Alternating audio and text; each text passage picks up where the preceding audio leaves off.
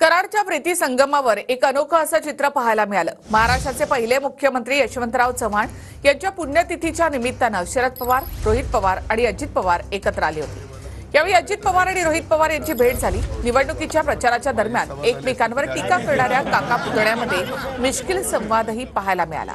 अजितदादांनी हक्काने सांगितल्यावर रोहित पवारांनी अजितदादांच्या पाया पडून त्यांचे आशीर्वाद घेतले। दादांनी देखील रोहित पवारांना मिश्किल टोला लगावला।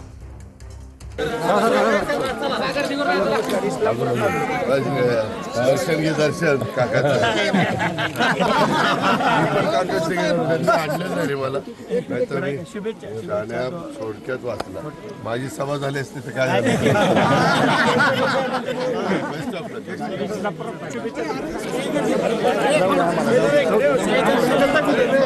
काका आहेत म्हणून मी पाया पडलो।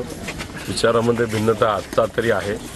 शेवटी जी काही संस्कृती आहे, एक वडीलधारी व्यक्ती आणि माझ्या 19च्या इलेक्शनमध्ये त्यांनी मला खूप मदत केली होती आणि त्या अनुषंगाने माझे काका असल्यामुळे शेवटी संस्कृतीप्रमाणे पाया पडणं ही जबाबदारी आहे। कारण ही जी भूमी आहे, चव्हाण साहेबांची स्मृती ठिकाण आहे, या भूमीमध्ये तरी कुठलाही भेदभाव करून चालत नाही। इथं संस्कृती पाळणं फार महत्त्वाचं आहे, आम्ही तरी पाळतो आणि ते त्या ठिकाणी मी केलेलं आहे। मी त्यांचं दर्शन घेतलं। जाता जाता ते असंही म्हणले की माझी सभा झाली असती तर अडचण झाली असती। नाही झाली असती तर नक्कीच काही प्रमाणात वर खाली झालं असतं, उलटही होऊ शकलं असतं।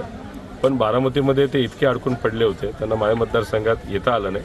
पण शेवटी ते मोठे नेते आहेत, निर्णय त्यांचा होता। पार्टी त्यांची आज आमदारकी जर बघितली, सगळ्यात जास्त आमदार हे त्यांच्यामध्ये तिथं निवडून आलेले, चांगली गोष्ट आहे। मी त्यांचं अभिनंदनसुद्धा केलेलं आहे। इथं एक पद्धत आहे, मराठी संस्कृती आहे। आपण वडीलधाऱ्यांचा आम्ही पण जर लवकर आलो असतो, काय आमच्या त्या पोलिसांनी आम्हाला शाळेंनी तिकडेच नेलं, नाही तर कदाचित साहेबांची आमची पण इथं गाठ पडली असती। मी मुश्रीफ साहेबांनी, आमच्या सचिननी, मकरनाबा, आम्ही सगळ्यांनीच दर्शन घेतलं असतं।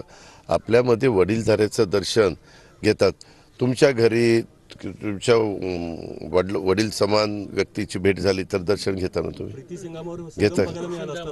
अरे बरोबर आहे रे, पण आता काय करतो, ते टायमिंग जुळलं नाही, तर त्याच्यामुळे मी डिपार्टमेंटवर पण चिडलो।